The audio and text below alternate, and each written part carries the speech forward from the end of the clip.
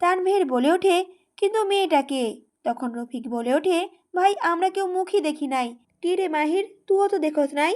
তখন তানভীর একটু চুপচাপ বসে ভাবার চেষ্টা করে আসলে দোষটা কার। সাকিব তখন বলে ওঠে, ভাই ওই ঝেমরি আমারে ভালোবাসে।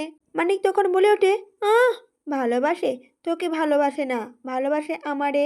আমার থেকে 4,000 টাকা নিয়েছে সে। মানিকের মুখে 4,000 টাকার কথা শুনে সাকিব খুবই রাগান্বিত হয় আর বলে ওঠে, মিছা কথা একদম কইবি না। ওরে আমি 6,000 টাকা দিছি পরশুদিন। তখন তানভীর উঠে দাঁড়িয়ে কিছু একটা ভাবার চেষ্টা করে আর বলে ওঠে, সবই তো বুঝলাম, কিন্তু ও ভালোবাসে কারে? কারে লাভ ইউ বলেছে? প্রতি উত্তরে সাকিব এবং মানিক দুজনেই চুপ থাকে। তানভীর ভ্রু কুঁচকে তাকায় তাদের দিকে। তানভীরের তাকানোতে সাকিব তখন বলে ওঠে, আসলে ভাই, ওই কখনো কথা কয় নাই ছড়ি। যাইতে আর আইতে টানা চোখ দিয়ে তাকাইতো, আবার গায়েব হয়ে যাইতো। তানভীর তখন কালামানিকের দিকে তাকায়। তখন মানিকও বলে ওঠে, আমারও সেম কেস ভাই। যাইতে আর আইতে তাকাইতো আর গায়েব হয়ে যাইতো। ওই দিন শুধু একটা কাগজে লিখেছে, অনেক বিপদে আছি, টাকা লাগবো, তাই দিছি। আমি তো ভাবছি আমারে মহব্বত করে। বাকিরা সবাই ভেবে পায় না কোন বোরখাবো আমি এর কথা বলছে। কেউ তো দেখেনি, কিন্তু গায়েব হয়ে যাচ্ছে যে। মফিজ তখন বলে ওঠে, ভাই জিন হইব না তো? টাকলা মফিসের কথা শুনে সাকিব আর মানিক দুজনেই শুকনো ঢোক গিলে। তানভীর তখন বলল, আচ্ছা আচ্ছা দেখছি। মাহির, সিসিটিভি ফুটেজটা নিয়ে আয় তো। মাহিরকে ডাকার সঙ্গে সঙ্গে তখন দেখে মাহির অনেকটা দূরে গিয়েছে। তখন তানভীর বলে ওঠে, কি রে তুই এত দূর কেন? তখন মাহির বলে ওঠে, ভাই বাথরুম পেয়েছে, যাচ্ছি। তানভীর তখন বলে ওঠে, এই সময়? মাহির কিছু না বলে চুপচাপ যেতে থাকে আর তানভীরের সন্দেহ হয় তার যাওয়ার উপরে। মাহির যথেষ্ট ফিট, তানভীরের সাথে জিমের পরে থাকে, তার হেলথ নিয়ে কোনো গড়বড় হয় না সহজে। তানভীরের প্রচণ্ড সন্দেহ হয়, তাই বলে ওঠে, ওরে ধরে নিয়ে আয় সবাই। তানভীরের নির্দেশ শুনে বাকি চারজন দৌড় লাগায় মাহিরের পেছনে আর তাদের দৌড়াতে দেখে মাহিরও খুব জোরে দৌড় দেয়। তখন তানভীর বুঝতে পারে কিছু তো একটা রহস্যই আছে। মাহিরকে ধরে সকলে তানভীরের সামনে নিয়ে আসে। তানভীর তখন বলে ওঠে, সত্যি কথা বল, কি করছস? মাহির তখন বলে ওঠে, আসলে ভাই, আমি। তানভীর তখন বলে ওঠে, সিরিয়ালে নায়িকাদের মতো এমন কইরা বলিস না, সঠিক কথা বল। মাহির তখন বলে ওঠে, ওই বইখা পড়া ঝিমড়িটা আর কেউ না ভাই, আমি নিজেই। মাহিরের কথা শুনে তানভীর সহ সকলে হতভম্বের মতো তাকিয়ে থাকে বড় বড় চোখ করে। আর মাহির কানা মানিক আর সাকিবের দিকে তাকায়। সাকিব তখন বলে ওঠে, হারামি, আমার টাকা দে আগে। তখন মানিকও বলে ওঠে, আমার 4,000 টাকা দে এক্ষুনি। কালামানিক আর সাকিব দুজনেই মাহিরকে রামধোলাই দিতে থাকে।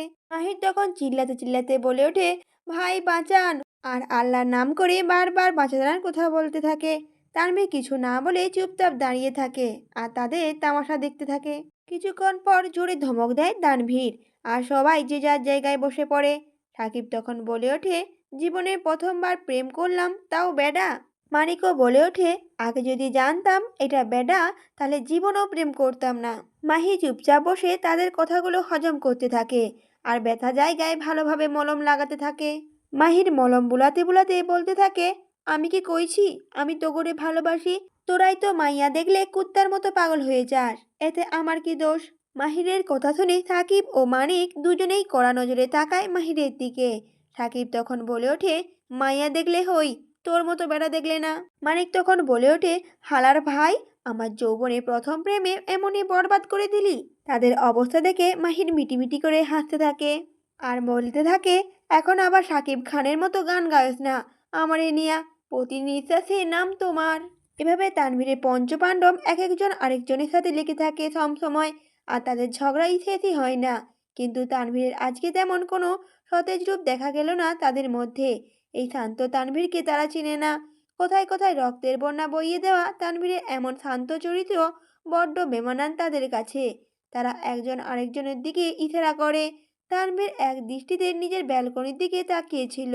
এখনো লাইট জ্বলছে, হয়তো সুভা এখনো ঘুমায়নি। অপরদিকে তানভীর চলে যাওয়ার পর সুভা চুপচাপ বেডের এক সাইডে বসে থাকে। এত বড় ঘর, তার উপরে অপরিচিত, ঘুম যে আসবেই না তা বলাই বাহুল্য। সুভা কিছুক্ষণ পায়চারিও করে, কিন্তু অশান্ত মন, একদিনে পরিবারের সব শেষ, এত কিছু সুভা মানতেই পারছে না। সকল কিছুর জন্য সুভা তানভীরকে মনে মনে দায়ী করে। না তানভীর তার জীবনে আসতো, আর না এত কিছু ঘটতো কখনো। কিন্তু শুভার এখন সবচেয়ে বড় ভয় হচ্ছে তার ভাইকে নিয়ে। তার ভাইকে যে হারাতে পারবে না সে। এত বড় পৃথিবীতে তার ভাই ছাড়া যে আর কেউ নেই এখন। শুভা পায়চারি করতে করতে মনের অজান্তেই বারান্দায় যায়। যদি মনটা ভালো লাগে, তানভীরের বারান্দাটা বেশ বড় হয়, এখানে খোলা বাতাসে হাঁটতেও ভালো লাগবে।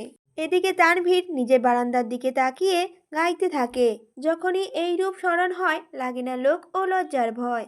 খুব সুন্দর একটা ছেলে কণ্ঠ ভেসে আসতে সুবা একদম ব্যালকনি কিনারায় চলে যায়। এত মনোমুগ্ধকর গলা কার সেটা দেখার জন্য। একবার শুনলেই যে কেউ ফিদা হয়ে যেতে পারে তার গলার কণ্ঠ শুনে।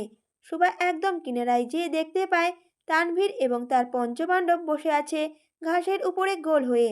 তানভীর মাঝে বসে গান গাইছে। সুবা খুব অবাক চোখে তাকিয়ে থাকে তানভীরের দিকে। খুব সুন্দর কণ্ঠস্বর। অবশ্য ছেলেদের গলার খাঁটি বাংলা গান মারাত্মক সুন্দর লাগে। সুবার খুব ইচ্ছে ছিল যার সাথে তার বিয়ে হবে সেই জন্য তাকে গান গাইয়ে শোনায়। কিন্তু তানভীরের সাথে ইচ্ছের বিরুদ্ধে বিয়ে হওয়াতে তার সকল ইচ্ছে নষ্ট হয়ে যায়। চাপা পড়ে যায় তার সকল ইচ্ছে। তানভীর গান গাওয়ার এক পর্যায়ে বেলকনির দিকে তাকায় আর হঠাৎ গানটা বন্ধ করে দেয়। সুভাকে তার দিকে তাকিয়ে থাকতে দেখে তানভীরের চুপ হওয়ার সাথে সাথে তার পঞ্চপাণ্ডব তাকায় তানভীরের দিকে। তানভীরের দৃষ্টির দিকে তাকিয়ে তারাও তার দৃষ্টির সঙ্গে মিলিয়ে ওপরের দিকে তাকায়। কিন্তু সুভাকে দেখার সাথে সাথে তারা চোখটা নামিয়ে ফেলে, কারণ তানভীরের যে কড়া নির্দেশ সুভাকে ভুলেও তাকানো যাবে না। তানভীর উঠে বেলকনির নিচে দাঁড়াতেই সুভার ধ্যান ভাঙে। এতক্ষণ যে এক দৃষ্টিতে তাকিয়েছিল তা মনেই ছিল না। কোথায় যেন হারিয়ে গিয়েছিল সুভা। তানভীর তখন মুখে দুষ্টু হাসি হেঁটে বলে ওঠে, কি বউ, স্বামীকে ছাড়া ভালো লাগে না নিশ্চয়ই, আসবো নাকি উপরে? সুভা চট করে মাথা নেড়ে না জানায় আর ভিতরে চলে যায়। তখন তানভীর হাসতে থাকে আর তানভীর বিড়বিড় করে বলে ওঠে, ডরাইছে। তানভীরের পিছু পিছু তার পঞ্চপাণ্ডবও এসে দাঁড়ায় তানভীরের পেছনে। আর সাকিব পেছনে এসে বলে ওঠে, ভাবি সাহেব মনে হয় আপনারে মিস করতেছে ভাই, শরমে কইবার পারতেছে না। সাকিবের কথা শুনে তানভীর কিছুটা অন্যমনস্ক হয়ে পড়ে। সুভা তানভীরের আশেপাশে থাকলে সে যে নিজেকে কন্ট্রোলই করতে পারে না। তানভীর নিজেও মাঝে মাঝে ভেবে কুল পায় না এই একরক্তি মেয়ের মধ্যে কি এমন আছে যে তার জন্য এত পাগল সে। তানভীর তখন বলে ওঠে, ওর লজ্জা ভাঙতে হবে আমায়, না হলে তোরা চাচা ডাক শুনতেই পারবি না এই জন্মে। তানভীরের কথা শুনে পঞ্চপাণ্ডব খুবই খুশি হয়ে যায় আর তানভীর চুপচাপ বাড়ির ভেতরে চলে যায়। তানভীর মনে মনে সিদ্ধান্ত নিয়ে ফেলে আজকের রাতটা স্মরণীয় বানাবে। তানভীর চুপচাপ পাসওয়ার্ড দিয়ে ভেতরে ঢুকে পড়ে। পুরো রুম অন্ধকার, শুধু ডিম লাইট জ্বলছে। সুভা কম্বল মুড়ি দিয়ে চুপচাপ শুয়ে আছে। তানভীর সুভার পাশে যেয়ে দাঁড়ায়, গিয়ে বিড়বিড় করে বলতে থাকে, কম্বলের জায়গায় আমাকেও তো জড়িয়ে ধরে ঘুমাতে পারতো, শয়তান ঝেমড়ি। কথাটা বলেই তানভীর চুপচাপ ওয়াশরুমে চলে যায় আর ফ্রেশ হয়ে আসে। শুধুমাত্র একটা ট্রাউজার পরে বের হয়। তারপর চুপচাপ সুভার পাশে শুয়ে পড়ে। কিছুক্ষণ পর কম্বলের ভিতরেও ঢুকে পড়ে। সুভা কত সুন্দর করে চুপচাপ শুয়ে আছে পাশ ফিরে। অন্ধকারে তানভীর সুভার দিকে তাকিয়েই থাকে। এভাবে ঘন্টার পর ঘন্টা পার হয়ে যায়। তারপর হুট করে সুভার খুব কাছে গিয়ে তার কোমরের টার শক্ত করে ধরে আর নিজের সাথে মিশিয়ে নেয়। আবার কিছু একটা মনে হতেই সুভার কোমর ছেড়ে দিয়ে একটু দূরে ধরে যায়। বিড়বিড় করতে থাকে তানভীর, ইয়া আল্লাহ, বউকে দেখে যে নিজেকে আর কন্ট্রোল করতে পারছি না, তৌফিক দান করো আল্লাহ, আমিন। এটা প্রথমবার ছিল যখন সুভা তানভীরের এত কাছে, একসাথে এক খাটে। তানভীর জীবনে কখনো কোনো মেয়ের প্রেমে পড়েনি, কিন্তু যখন পড়ল তার মনে অজান্তেই খুব করে পড়ে গেল। জীবনে প্রথমবার কোনো মেয়ের সাথে শুয়ে আছে তানভীর, তাও তার শখের নারী। সুভা চুপচাপ ঘুমালেও তানভীরের চোখে ঘুম নেই। তানভীর এবার উপরের দিকে তাকিয়ে সোজা হয়ে শুয়ে পড়ে আর দৃষ্টি রাখে সিলিংয়ের দিকে। বেশ কিছুক্ষণ পর তানভীর হঠাৎ চমকে ওঠে, কারণ সুভা তানভীরকে কোলবালিশ ভেবে আষ্টেপৃষ্টে জড়িয়ে ধরে। তানভীরের পায়ের উপর পা রাখে আর তার শরীরের উপর হাত দিয়ে শুয়ে থাকে। তানভীর মনে মনে খুবই খুশি হয় আর তানভীর বলে ওঠে, ইয়া আল্লাহ, আপনি সাক্ষী, আমি কিন্তু কোনো জোর করি নাই, ও নিজে থেকে আসছে আমার কাছে। তানভীর এই সুযোগটাই খুব ভালোভাবে ব্যবহার করে। সে সুভাকে জড়িয়ে ধরে, তারপর তার গালে কিস করে খুব। সুভা একটু আড়মোড়া দিয়ে উঠলেও আবার ঘুমের ঘুমে তলিয়ে যায়। রাত ভারী হওয়ায় ঘুমও অনেকটাই ভারী ছিল, কিন্তু তানভীর যে থেমে নেই। সে একটু পর পর সুভার গালে গলায় কিস করতে থাকে অনবরত। আর তানভীর বলে ওঠে, খুব ভালোবাসি সুভা। কথাটা বলেই তানভীর আরো শক্ত করে জড়িয়ে ধরে সুভাকে। একটা মানুষ আরেকটা মানুষকে ঠিক কতটা ভালোবাসলে তার বিয়ে হয়ে যাওয়ার কথা শুনেও তার পিছু ছাড়ে না। ঠিক কতটা ভালোবাসলে বিয়ের দিনই ডিভোর্স করিয়ে নিয়ে আবার বিয়ে করতে চায়। তানভীর সরকার যে একজন প্রকৃত প্রেমিক পুরুষ, সেটা বোঝার তৌফিক দান করুক আল্লাহ।